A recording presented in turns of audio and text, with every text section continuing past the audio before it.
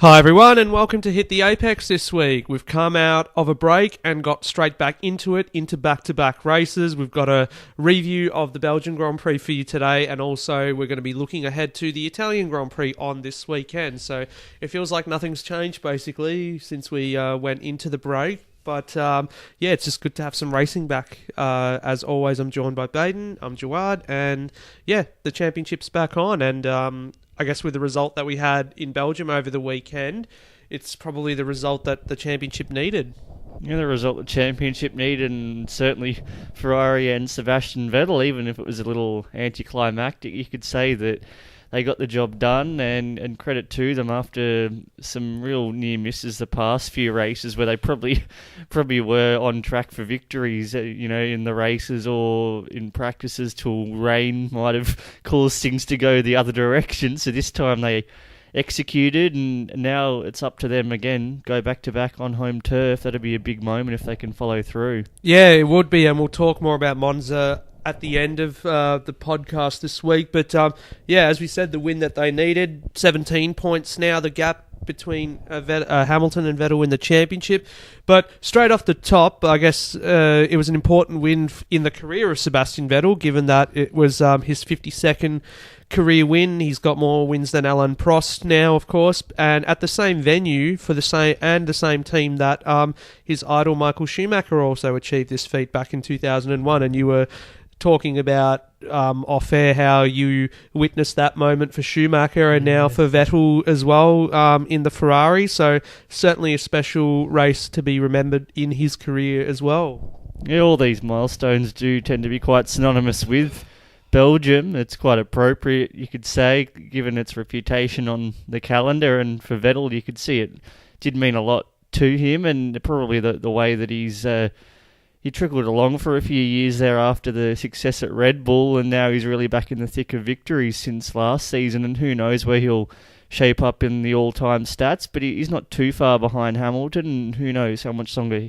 he'll be continuing. So there's a good chance yet Vettel could still end up right up there, something like, more than 70, maybe 80 wins. He's got plenty of success ahead the way it's looking. Yeah, or can they get to that 91 that Michael himself achieved in his career? But talking about the race itself, so a solid start from Vettel, I guess that was crucial, but the move ultimately was made going into Lecombe on the first lap, so he got the draft after Eau Rouge on the Camel Straight, and just basically there was no response from Hamilton, and it was quite epic actually watching four cars going into Lecombe together with the two Force Indias involved in there as well, and bold attempt, I guess, from Esteban Ocon looking down the inside, and ultimately he didn't go for the lunge, but great stuff there. And then basically from that point, Vettel didn't really look back, and in the end won by 10 seconds after the pit stops as well. So, and Mercedes, you could say, just perhaps gave up in their pursuit, Hamilton conceding that they're just quicker on the straights. And I guess this is a big turning point in the championship where, after Germany, Hungary, where I guess Mercedes sort of lucked into the wins, with Ferrari throwing it away in Germany with the crash for Vettel. Then in Hungary, the pit stop dramas that they had again, and not starting on pole position. I guess even though they didn't start on pole position for this race, Vettel just made that emphatic statement that, this is how much we can win by, and when the stars align. I think really you can see that Ferrari, when they're on song, they're really dangerous, but it's just doing that frequently, and for Mercedes, they've capitalised, and as a result they've still got a handy advantage there, but they're pretty wary of where Ferrari's coming from and the potential that is there, particularly this weekend. They'll be pretty keen to do what they can, and again, I guess based on previous years, you see them there. It's a stronghold, but Ferrari's turned that table really this season, so I think the expectation is Ferrari will be the ones to beat this time out as well. Yeah, and more on Monza anyway a bit later. But going back to Spa, I guess the race was sort of marred by first corner chaos as we had in 2012. It's almost an identical crash to 2012 involving the man who was involved in the 2012 crash, Fernando Alonso. But this time he was the one who became airborne and didn't have a car go over the top of his chassis. So we had the safety car, of course, come out as a result of it. But it was Nico Hulkenberg basically just not braking when he's supposed to, ramming into the rear of Fernando Alonso, who was catapulted over Charles Leclerc. And the knock-on effect of that was that Daniel Ricciardo got hit, lost his rear wing, and then went into Kimi Raikkonen, who ended up with a puncture and then, of course, some floor damage, I believe. And those two guys were collateral damage as well. So and Bottas as well was caught up in that. He had a puncture, didn't he, on the first lap? Yeah, so Valtteri Bottas, although he was able to survive and ultimately finish fourth on the day. But yeah, to lose two big names like Ricciardo and also Raikkonen as well from that. Ricciardo's just had a rotten run of luck, you could say, over the past few races, and we'll touch more on that when we're talking about Monza. But yeah, those two out, and I guess this is where the big talking point from the weekend was the credit to the halo, that the damage seen on the Sauber, the visible damage on the halo of the Fernando Alonso's tyre, basically just smashing it. All drivers were unharmed, and I guess everyone's now saying, the debate is settled. It's put to rest that it saved a life in Formula One, potentially. Oh, it's good that it never came to anything more than this, but that's the absolute proof that it's been vindicated, and there'll still be skeptics there who say, yeah, but if it was any closer, then it really would have had its worth. But you can see that halo, as far as the strength of it really held up, and I guess it's just more the visceral sight of how scuffed it was. It just is a reminder that when you put something like that in place, it's just peace of mind for the driver, if nothing else, but just for the fact that these accidents, cars can become airborne at the best of times. And Spa, something about the first corner, it's pretty low speed, but they still seem to find a way to really have these pretty much close calls, and it just would have been a great shame, particularly when you consider like Charles Leclerc and the history he's got with Jules Bianchi. That would have been an absolute tragedy if something really severe had occurred there. Yeah, which we're grateful that it didn't in the end, and the onboard footage you could have seen from Brendan Hartley's car of how close Fernando Alonso's wheel was to the cockpit of Charles Leclerc. So yeah, basically that just puts to rest the debate, and still people up in arms, I guess, talking about the aesthetical side of it. But the fact that it's there to do a job, it's done its job. I guess we can close that chapter once and for all until we get a better solution to it in the future. So all those, a great shame anyway to lose 3 or 5 drivers as a result of that of that first lap chaos. Alonso as well, dogged weekend for McLaren anyway. So that put to end that weekend, and Hulkenberg as well starting outside of position because of a grid penalty too. So it's just a great shame that we had such chaos on the first lap, but elsewhere in the race, it was quite lively because we had Max Verstappen. He started 7th, of course, for Red Bull, and coming home to a lonely 3rd, I guess. Unfortunately, the Force Indias, they couldn't match the pace of the Red Bull, but a solid race for them regardless. I mean, Ocon, we've already said, made that bold look down the inside. Unfortunately, he didn't actually go to execute it. That would have been something if he had rounded up Vettel and Hamilton on the first lap going into the third corner, or fourth corner or whatever. And given the significance of the race, that it was their first race under the new moniker, the Racing Points or whatever, it would have been something, but in the end they had to sit back for 5th and 6th, and already they've scored enough points, given that they had their points reset. They've scored enough points to catapult them ahead of Williams, and they're only 1 point behind Sauber as well in one race. Yeah, probably Ocon playing a bit of a longer game there, realising that need to recoup those points, and he could have been desperate, but he already put his actual ability to the forefront, just being in that position in the first instance, and you could probably just realise they were valuable points to accrue 4th and 5th there. That's again equaling their best haul from was it Austria? Am I getting confused with Haas? But we had Perez, of course, third at Baku, but that doesn't count towards the constructors now. So this is a handy way, you could say, for them in their first race, I guess you could say, of the season to get them on the way. And who knows whether they could end up back in contention for that fifth in the constructors if they keep pulling in these hauls. And a track like Italy, you wouldn't rule them out from being handy there as well. Yeah, well, I predict by the end of Monza, if they both finish in the points again, they will probably already leapfrog McLaren, even so, or Toro Rosso, whoever's lower on the standings. So yeah, great stuff from those guys straight away. And already talked about Bottas. I guess P17 he started because of grid penalties. Again, coming back to finish fourth and adding to the Constructors' Championship as well, so Mercedes still have the lead in that department too. Double points for Haas on the day, complementing the midfielders who scored as well. Solid result, I guess, for Grosjean. Talking about mark time, perhaps, but Haas just needs to accrue as many points as they can to actually have a good finish. Yeah, they're up and down. Haas, you could say, they seem to have these odd weekends where they can get both cars in the points, and they obviously benefited from some of that attrition around them. But for them, it's clear to see they're a lot more consistent, certainly than the first half of the season, and particularly for Grosjean, if not for his own future at Haas, then in the sport, to show that he might be worth a lifeline somewhere else.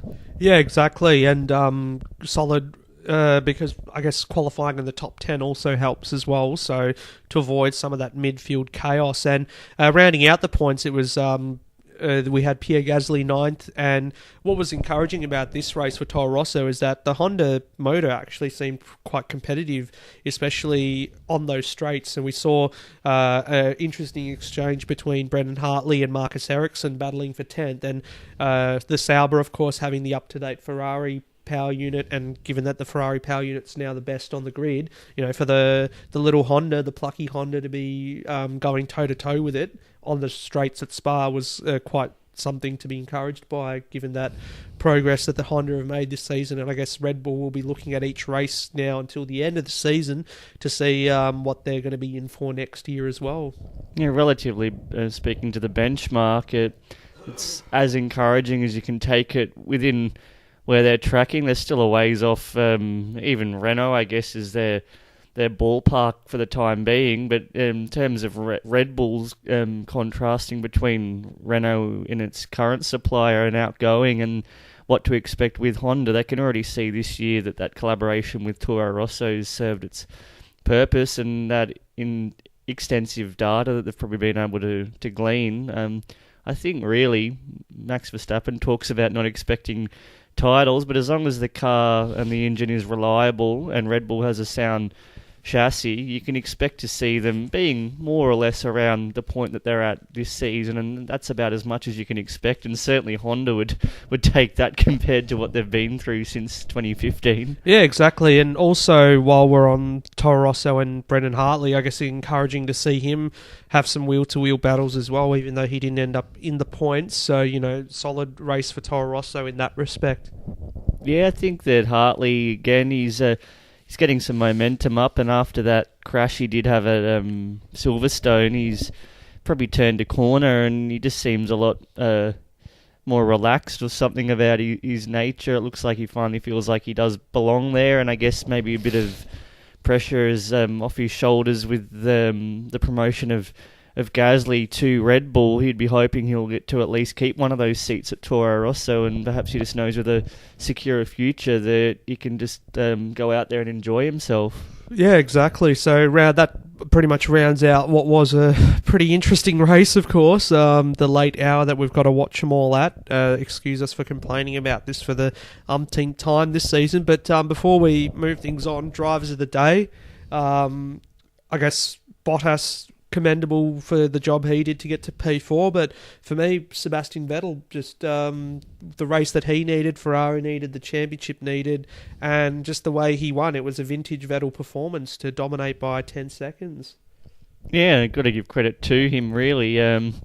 He's probably been a bit maligned this season as perhaps not always executing, but when he does, he's really quite sublime, and even Hamilton, his sentiments afterwards, you genuinely seemed flustered by just that swagger that Ferrari seems to have reached now, and again, just the pressure that's off for them after misfiring those last few, and again, the significance of the occasion for Vettel himself, significant all around. Yeah, so we'll come on Hamilton's comments in a moment. Anyway, now we'll go into the digest. And yeah, basically Hamilton after the race, as I wrote in my article today, that he was left quivering, you could say, at the behest of the Ferrari. But yeah, he came out and said that, they've got some trick things happening on their car, and immediately the implication was that he felt that Ferrari were cheating, whereas Hamilton sort of clarified those comments and said, it wasn't that I was trying to say, it was more so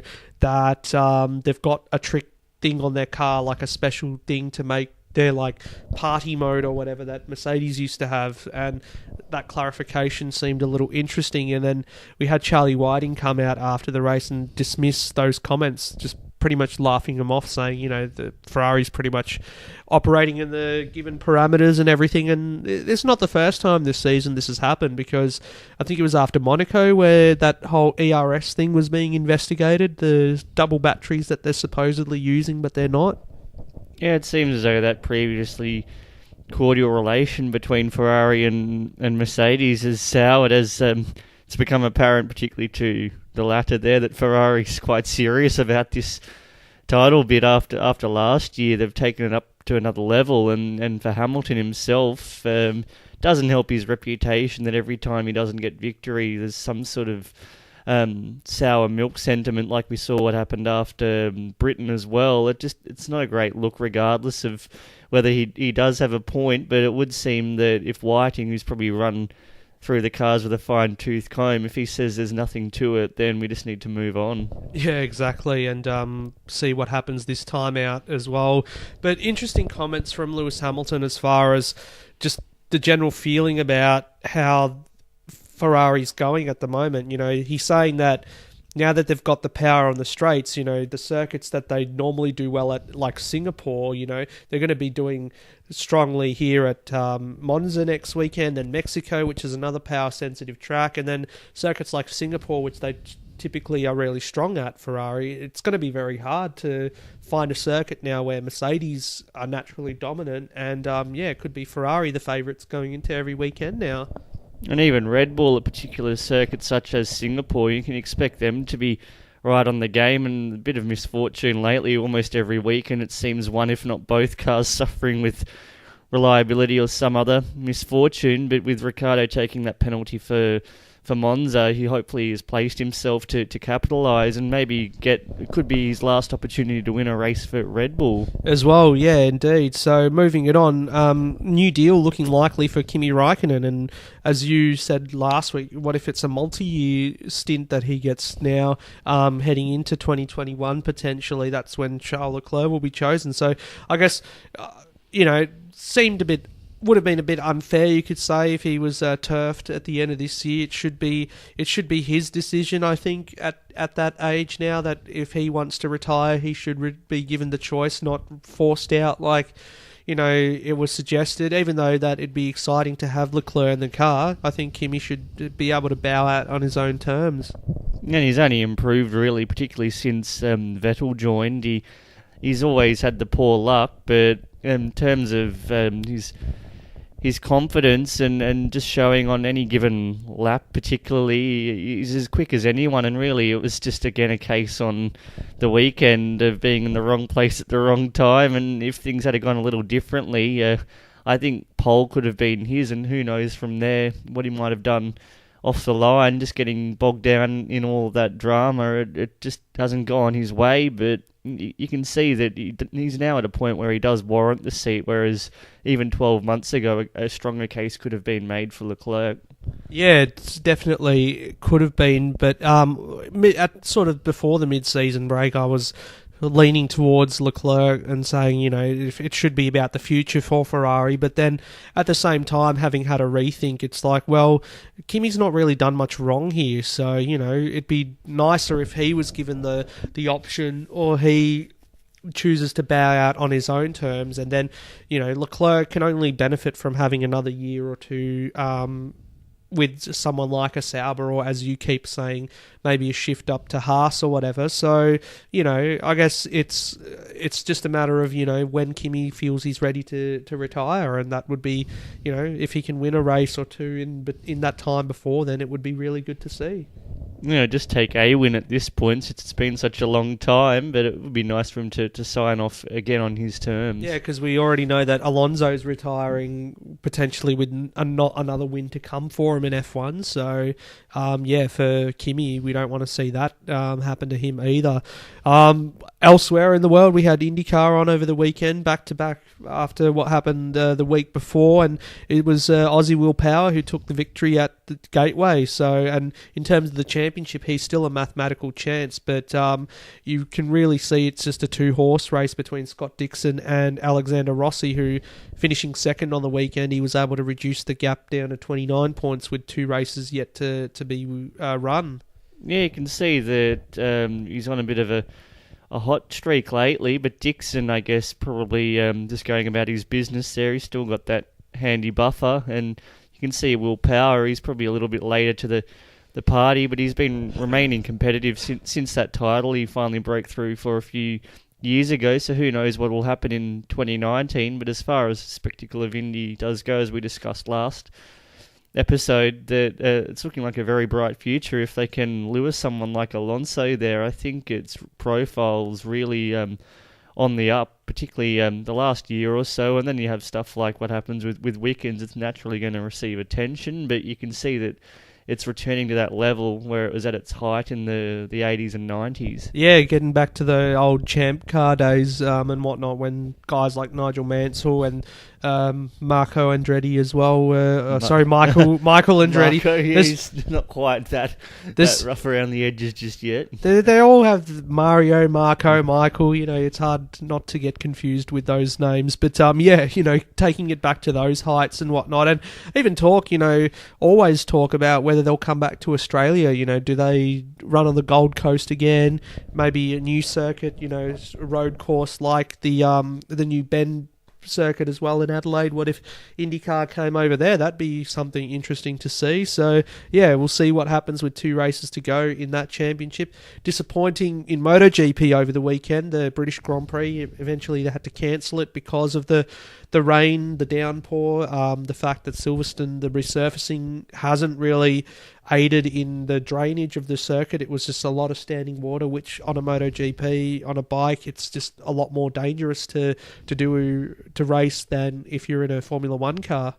Yeah, and you can see as far as that goes for MotoGP, more of a traditional Formula 1 circuit, it reignites that debate. Not that was the reason for what occurred. And we know at the British Grand Prix for F1, it was a stunning weekend all around, similar to 2010 when I was on hand, and really just that peak summer. But this time, I guess you can see the way that it's almost there by default, since this Welsh circuit wasn't ready to go, even though it's been in the pipelines for so many years. And then they didn't end up going to Donington, which was the fallback for it. Didn't end up getting the money together to host the race. So Silverstone was sort of the third choice in that respect. You can't blame them in that regard. They were at least willing to provide that the host for the actual British event itself. But if that was the last time they do visit, it's not going to be very fond memories for them. Not at all. And the fact that we've lost a race now in the championship battle, any chance that an outsider had of taking down Marc Marquez, it's pretty much gone.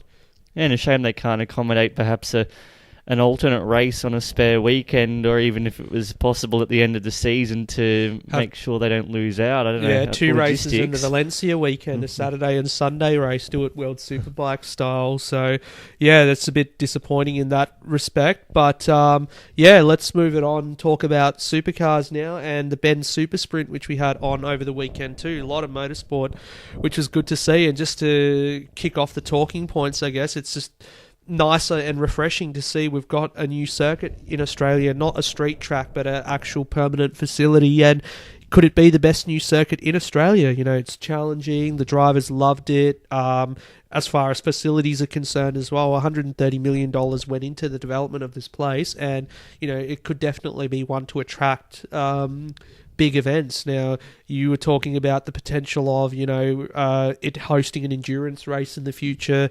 for supercars, that is. But, we've already had GT there, Australian GT Championship this year. What if we can get some international GT events happening? Maybe World Endurance Championship even.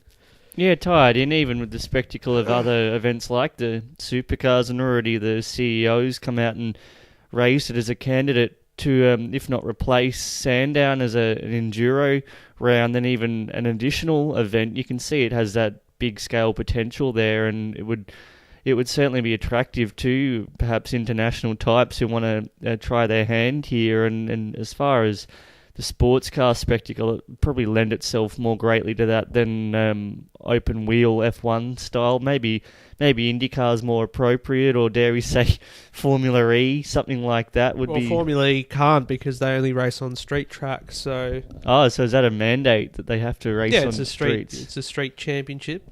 Oh, on that case, rule that one out. But you're going to get lots of categories probably outside of F1 that really, as far as world-class venues go, this is one that would be an immediate fit if they're looking at expanding. Yeah, exactly. So that was, I guess, the big talking point from the weekend, just how fascinating the circuit was, and just very challenging. And they only raced on the international circuit, which was the shorter of the variants. There's a 7.7 kilometre endurance layout as well, which I'm sure you'll have fond memories thinking back to the Bahrain endurance track that they had. So if they ever get to use that for anything, that'd be interesting to see. But as far as the racing went on track, so we had basically a Red Bull sweep over the weekend. So Shane van Gisbergen wins on Saturday, Jamie Whincup wins on Sunday, and he had the 2 pole positions too. And they've just been on a hot streak, has Red Bull, and also Shane van Gisbergen. He's won 4 races in a row. 3 races in a row, coming out of Ipswich, then the Sydney Super Night event, and now here at Tailem Bend, and he's got a 19-point lead in the championship now. So it's the first time since Phillip Island Scotty McLaughlin has not led the championship, and he himself, I guess the next talking point, he's gone missing, you could say. He's, I guess, lack of speed, lack of confidence, but 6th and 10th over the weekend for him at the Bend. 4 races since he's actually won now. This is the crucial time of the year now, and to have lost the championship lead, he's got to get it back as soon as he can.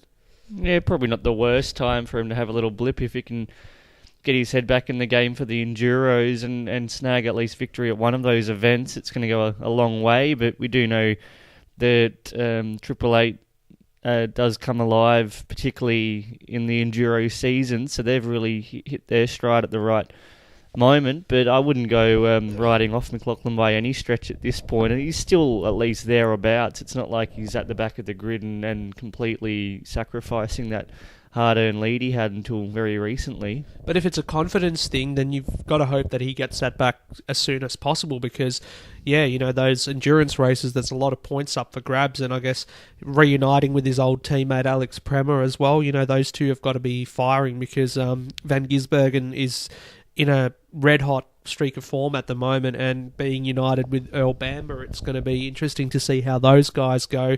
And Jamie Whincup and Paul Dumbrell, we all know, are handy operators too. So it's going to be big for McLaughlin, this Enduro campaign. And because I don't think he actually did he might have won one of the Gold Coast races, but Sandown finished on the podium. Bathurst, of course, DNF to his name, and then just one race of victory at Gold Coast and the 2-leg races that they had. So he's going to have to win, as you say, at least one of the big races this time. Yeah, just think for him, it's just a bit of a break now anyway before the Enduros, so he can just reset, and he's still in a good position there. So as much as the other guys have done it before, for him he's hungry enough, so definitely not putting a line through him. No, not at all. That's definitely one thing we don't want to do at this point in the year. So, Enduro season almost upon us, a couple of weeks to wait, and we'll have plenty to talk about. It's our favourite time of the year for supercars as well. So let's go straight into our Monza preview then, and we've already touched on it. before, the home of Ferrari, the Tifosi, and they're actually entering this year as the clear favourites too. And Lewis Hamilton having bemoaned that trick engine in Spa, or is that just desperation from Mercedes trying to clutch at straws, given that Ferrari are now clearly ahead? And this is a circuit, as we've said, that has been a Mercedes fortress because of the fact they've had the best power unit. Now that Ferrari have it, can it be their weekend to own? I think really the signs are there. They'll come out strongly. Just hoping, looking at the skies, that nothing intervenes as it's done now three weekends in a row for the F1 season, that is, at least. So I think that Vettel's probably going to be pretty keen there to get one on the board and make up in a way for what he missed out on at Germany. And this one would also mean a lot. And it's been a while since a Ferrari did win it at Italy. 2010, I believe, the last time. So it's been a while between drinks. But that said, again, Hamilton's been strong here in the past. And this is one for them where, if Mercedes do jag a victory, again, it goes back to where we were heading into Belgium and you're thinking, even though they haven't got the best car, they're still making it happen. So I think it's pretty important that Ferrari follows through and just keeps that momentum with consecutive victories, something they haven't done actually since the opening rounds, believe it or not. Yeah, going back to Australia, Bahrain, but theoretically, if they win this weekend and then Singapore is a given as well, if they string together 3 consecutive wins, that's going to be definitely a telling sign. And yeah, as you said, they've not won at Monza since 2010, and for a German driver to win for Ferrari at Monza, I think it'd be quite special as well. And Seb himself has had 3 wins, including that special one of 2008, which he did for an Italian team, so at least he can hold that to his credit, that he's won at Monza before for an Italian team, but to win for the Italian team in Ferrari, I think that'll be something that, we talk about how Spa was special, equaling or going beyond Prost's record. If he can win here at Monza for Ferrari, I think that'll definitely be a career highlight for him. Who knows, maybe Gasly will do 10 years on with his contract in his pocket for Red Bull after joining halfway through last season. You'll repeat history there, and maybe it'll be a whitewash, and he'll benefit and claim a miraculous pole and go on, take victory, and suddenly he'll be all the rage of the town. Yeah, first Frenchman to win a Grand Prix since even I can't remember now. Maybe Olivier Panis or someone like that. Probably it was Panis. Yeah, it wasn't Jean Alesi, that's for sure. So so that'll be interesting to see. But please, let's not hope for rain for once. Let's have a dry weekend there at Monza. So yeah, as far as Mercedes is concerned, it's been a fortress of theirs since 2014. Hamilton's won 3 of the last 4 there, and he's had 4 wins in total anyway, including that one for McLaren in 2012. So it is a circuit that he excels at, but yeah, just I guess the pressure that'll be on him, and Ferrari just have the pressure of the crowd to deliver as well. Yeah, I think for both of them, they've got their own reasons there, and I just think it would be nice to have a clean fight, as much as we did have one, I guess, on Sunday at Belgium, the way that Vettel drove away in convincing fashion. It'd just be nice to see him perhaps ram home that advantage, if not to use David Croft's oft-touted psychological advantage. It would really do a lot to inflict that pain if they're both there on merit, and Vettel can just show that he's able to get the job done. Exactly. And Red Bull, I guess, are they going to be left in the top two's wake, you could say? They certainly had no answer to Ferrari or Mercedes in Belgium, given even in the wet conditions, they really weren't anywhere, with Max Verstappen qualifying 7th. And Daniel Ricciardo, of course, as you mentioned earlier, grid penalties again this weekend, and he's just had rotten luck, you could say, in 2018, even though he's won 2 races. He's had 5 DNFs now in total, with 3 of those coming in the past 5 races, and he's not stood on the podium since his win in Monaco. So basically, is his career at Red Bull going to sort of peter out in the back half of the season, or, as you say, can he at least bag another win before he departs for Renault? I think all parties there have checked out on regards to this season's potential. They've got those 3 victories, but outside of that, they've really fallen short of the mark largely. That does seem to be due to Renault imploding almost every weekend and that talk of the upgrades perhaps being faster but still unreliable. So that will be music to Red Bull's ears, as though they've not been through enough, and Red Bull will be looking forward to partnering up with Honda, and I'm sure that Ricciardo would just like to move on to Renault and start afresh and hope that they continue their own development. Yeah, and I guess it'd be just nice for Dan to go out with some good results under his belt, just to, to part ways on good terms and everything, given that Red Bull were the ones who gave him the opportunity to come into Formula One. And, let's not hope it peters out like Sebastian Vettel's tenure did in 2014, where I think didn't even podiums. I think what was his last podium for Red Bull? It might have been Singapore or Japan. Yeah, I think so. He had 2 or 3, and that was it. Yeah, so really nothing, you don't want it to end up like that, that's for sure. So Nico Hulkenberg, of course, cops a 10-place grid penalty for that first lap chaos, for initiating that chaos at Spa. Does this mean, with Renault sort of out of the picture, who knows where Carlos Sainz will be, but does this mean Haas will be the best placed midfield team this weekend? Ferrari engine in the back of there, Ferrari are the best at the moment. Could we see consecutive races where both Haas cars are in the points?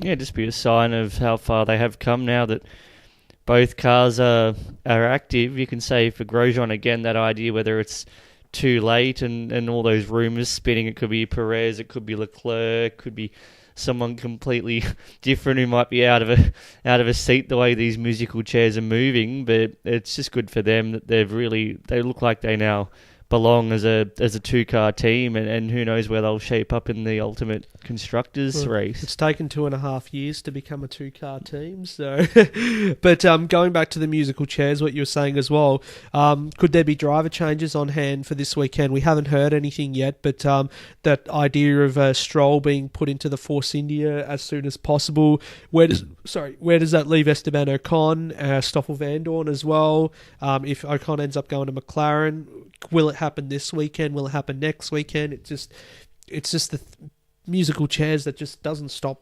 The game just never ends at this stage. Yeah, at least this weekend it'll be a status quo, but I think Singapore would be quite logical if it all falls into place, as much as a shame it will be if particularly at least one of Ocon or Van Dorn, it might be hard to see them seeing out the season, if not with the current team. If they're not able to shift sideways, then it would be a shame, particularly for Ocon, who's shown so much potential. But that just, again, highlights the fickle nature of F1. It's not about who's the most worthy, it's just about who's got the biggest pockets. And given the fact that Ocon had that stellar weekend in Belgium as well, qualified third, and then of course in the race as well, scoring that haul of points for the new Racing Points Force India, if he isn't able to see out the season anywhere this season, it will be just travesty, whatever words you want to use to describe it. So yeah, we haven't heard anything yet for Monza weekend. As you say, it'll probably be status quo, but I wouldn't be surprised if there is something announced this evening, for example. Yeah, I don't know if it'll be that immediate for this weekend, but you'd think that Singapore at the latest it's going to be on, and whether we see Robert Kubica in a ride for the balance of the season, that'll be great in itself, but we probably can't expect too much from that end considering where Williams is at. But I guess it's something to look forward to, even if it's at the expense of others in the cog. Yeah, exactly. So a lot to look forward to this weekend with Monza. It's always a special race, I guess, and if Ferrari can pull off the win, then yeah, it'll be all the more special. Quickly, just to finish things off today, our sporting moments of the week, even though it hasn't really been a full week yet since we did our last podcast, but if there's anything that stood out to you in the time since, I guess it's time to talk about it. Oh, just that relief for Collingwood. They just snuck over the line and locked in that top 4 presence, and they get the much required week off there to cool their heels. There's so many players walking wounded, and make that return trip back to Optus Stadium. At least they're better for the experience last weekend, and if that was one of their worst performances, there's a lot of potential there if they can be back on song as they were the week before, and they get that double chance, and regardless of where they do end up, it's been a pass mark on where they were, exceeding expectations greatly, and a finals victory at any point, I think that'd be really a big takeaway for the season. Well, now that given that they've made it to the playoffs, it's you say it's already a pass mark, but once your team makes it into the playoffs, there's always that desire to see them go as far as they can. It's like it was for me 12 months ago with the Cowboys, and then win after, given that they had to actually get there the long way and actually play 4 games through the playoffs. It's just like each week you think, oh, they're going to be knocked out, but then when they're in that commanding position to win, it's like, yes, they can do it again for the next week. And given that you guys, if you win next week over in the West, you get that week off and only have to play 3 games theoretically, the potential is there for something good to happen come the end of September. Yeah, in a way, it wouldn't really phase too many Collingwood fans or the club itself. If they did drop that game against West Coast, wouldn't be surprising, being the toughest trip to make, and the fact they've had this week off, keeping up momentum there, they'd probably want to just keep on with it, and I'm sure a lot of those players in contention will be right to go as it is by then, if not for the second week, if they don't get up. But if they do prevail, then perhaps some that are touch and go will get that extra week to really rest up and be raring to go for what would be an amazing home preliminary final, and that would really put the ball in their court. Yeah, definitely would be one to attend if it actually happens, hopefully. But on my end, I guess, not really a moment, more so something to look forward to this weekend, given that it's the great JT's final NRL game, and it's just a shame that it is going to be his final game, given that the Cowboys are not in the actual playoffs in that code. So, against the Gold Coast Titans up there on the Gold Coast itself, it will be in Queensland, I guess, his home turf. But yeah, just I guess as we touched on last week, it's sort of sad that this season hasn't been the Cinderella story that you would have hoped for the Cowboys, and especially to send the great man himself out as a winner. They can win the final game and hopefully not finish on the bottom of the ladder, but yeah, the fact that they're not contesting the finals, it's just a bit of a letdown. But great career regardless for the great Jonathan Thurston, who will definitely become an immortal, I'm sure, in the not too distant future. At least he got to come back after that shoulder injury and get to give a proper farewell lap this season, and he clearly he's achieved enough across representative levels internationally for his state and for his club to know that he's content with what he's achieved from the sport. And as far as enigmas go, I guess that'll be the greatest loss to the competition. Yeah, you will miss that laugh, that's for sure. But if he ends up doing some media work, I'm sure we'll be hearing that Kookaburra laugh from him on a regular basis. So hopefully that is the case. But yeah, anyway, time to wrap things up. Looking forward, of course, to the race this weekend, and we'll be back next week to wrap up Monza for you. Yeah, who knows what to expect, but if Ferrari wins, I think the roof will be close to going off for a lot of fans. They'll finally be convinced. Yeah, they'll be finally convinced, and there'll be a two-week hangover before we get to Singapore. So until then, thanks for tuning in, and we'll see you guys next time. Till then.